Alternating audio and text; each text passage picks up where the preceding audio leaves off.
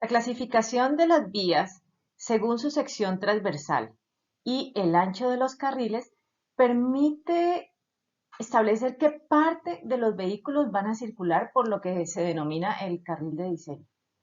Este dato normalmente se obtiene directamente del estudio de tránsito, pues se puede colocar a diferentes personas a aforar cada uno de los carriles y de esa forma es muy fácil encontrar cuál es el carril que tiene la mayor carga vehicular.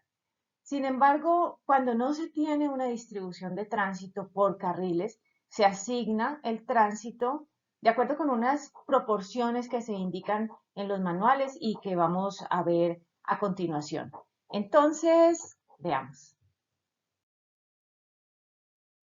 El tránsito total está conformado por la suma de tránsito normal, tránsito atraído, tránsito generado. Y es importante también considerar el tránsito durante el proyecto de construcción. Pero realmente para diseñar la estructura del pavimento se necesita el volumen de diseño en el carril de diseño. Entonces esto depende del ancho de la vía y de las preferencias de uso de los usuarios. Es necesario seleccionar el carril que va a tener el mayor volumen de tránsito sobre esa vía. Así, el volumen del carril va a ser entonces el tránsito total multiplicado por el factor direccional, es decir, algunos vehículos van y otros vuelven. El factor carril depende del número de carriles. Las vías pueden tener un carril por sentido o dos carriles por sentido o tres carriles por sentido o más. Y también depende de algo que se llama el factor estacional. El factor estacional depende de la semana de aforo. ¿Qué tan parecida es esa semana de aforo a haber aforado durante los 365 días del año?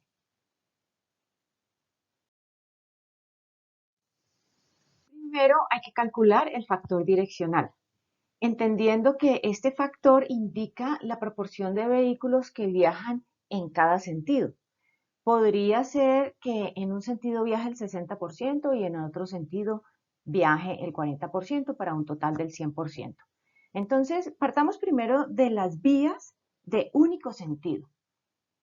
Por ejemplo, estas vías típicas en las ciudades donde todo el tránsito principal viaja en un solo sentido y podemos decir efectivamente que el factor direccional es 1.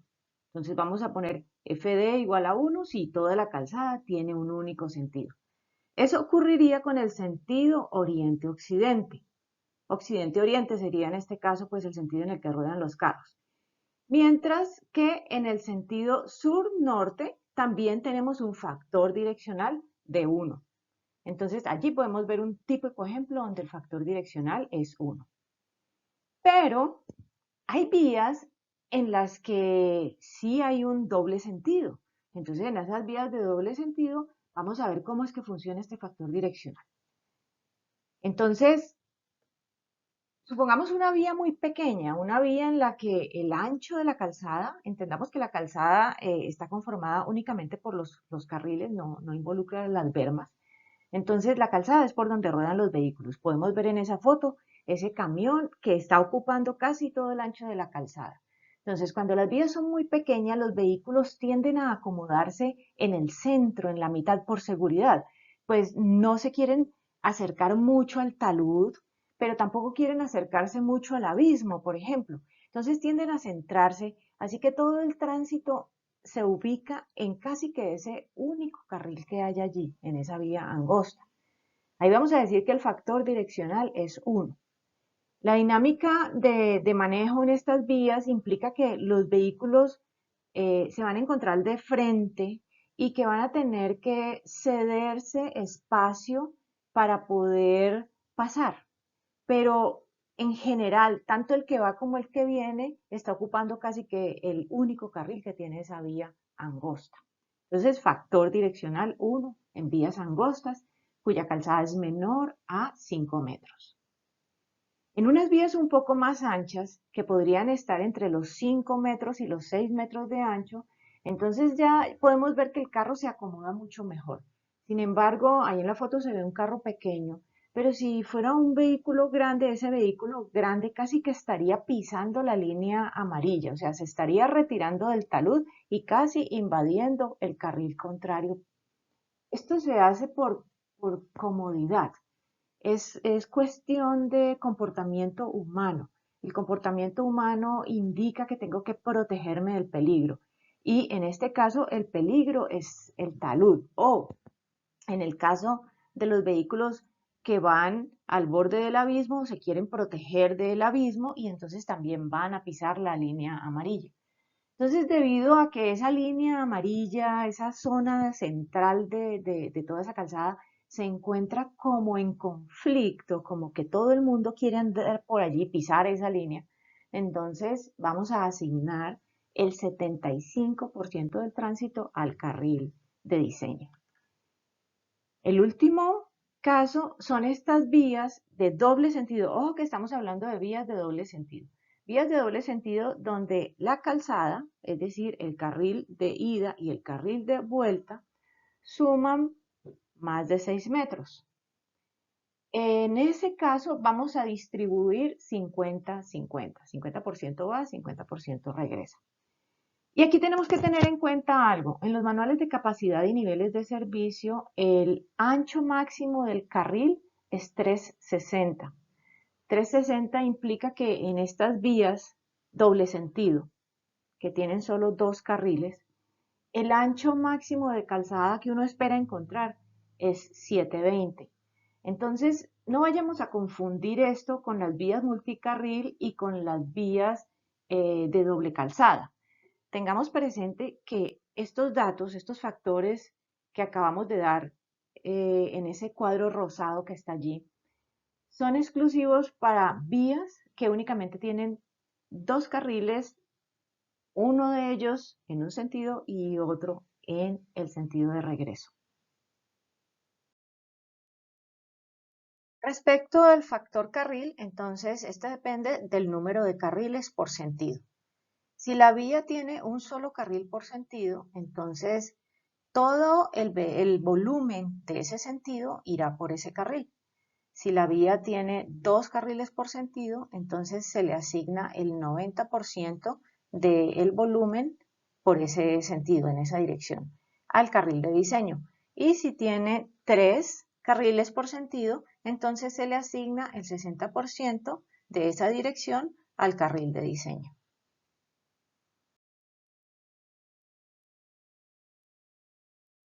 Vamos ahora a calcular el volumen en el carril de diseño. Para eso vamos a seguir utilizando el ejercicio que se ha trabajado en los videos anteriores. Recuerda que allí en la descripción está todo el listado de videos de la serie, así que puedes ir a ver y a repasar los conceptos de los que estamos hablando ahora. Entonces se trata de una vía que tiene cuatro carriles, dos carriles en un sentido, dos carriles en otro sentido y un tránsito total en los cuatro carriles de 10.360 vehículos. Bueno, resulta que tiene un factor estacional de 0.88 que se calculó desde los datos de la estación maestra, con una tasa de crecimiento de 3.7% y el periodo de diseño es de 15 años. El tránsito atraído, el tránsito generado y tenemos en cuenta que hay 5 años entre el conteo inicial y el inicio de la operación. Bueno, esto generó un tránsito total de 78.548.076 vehículos para los 15 años del proyecto. Ahora, entonces vamos a definir el factor direccional y el factor carril para poder hacer el cálculo de el tránsito que rueda en el carril de diseño. Entonces, supongamos que ese es el carril de diseño, puede ser ese, puede ser cualquier otro. Si uno nota la sección transversal es única. Se toma un carril de diseño y la estructura de pavimento que sale en ese carril de diseño es la misma estructura que se construye para los cuatro carriles en este ejemplo. ¿Por qué? Porque debemos dejar que el agua que pueda entrar pueda drenar libremente. Si tenemos capas de una misma dimensión, el agua va a poder tranquila salir de la estructura y hacer menos daño. Si colocamos capas de diferentes dimensiones en los carriles, por ejemplo, cuando se hacen ampliaciones, que se tiene una vía pequeña y se le coloca un carril adicional, si no se conserva el ancho, digamos la altura de estas capas, lo que hacemos es generar trampas de agua que van a disminuir la durabilidad de la estructura.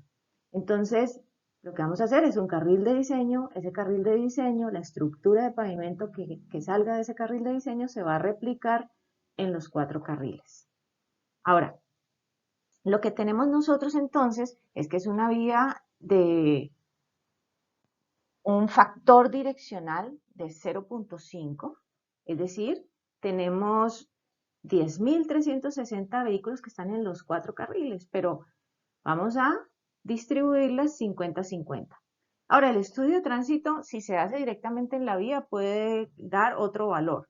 Este es un valor para cuando no se tiene diferenciación en el estudio de tránsito de cuántos van y cuántos vienen. Se puede tomar este valor, pero un estudio de tránsito detallado puede incluso decirnos, no, mire, es que por este sentido viaja el 54% y por acá viaja el 46%. Entonces, el estudio de tránsito gobierna sobre estos valores predeterminados. Ahora, el factor carril, vamos a asignarle el 0.9, el 90% a ese carril de diseño porque estamos hablando de 2 carriles por sentido. Entonces ya no queda sino multiplicar.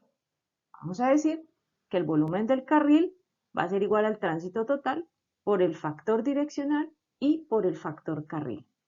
Eso da 78.548.076 por 0,5 por 0,9, un total de 35.346.643 vehículos en el carril de diseño para toda la vida del proyecto, que son los 15 años.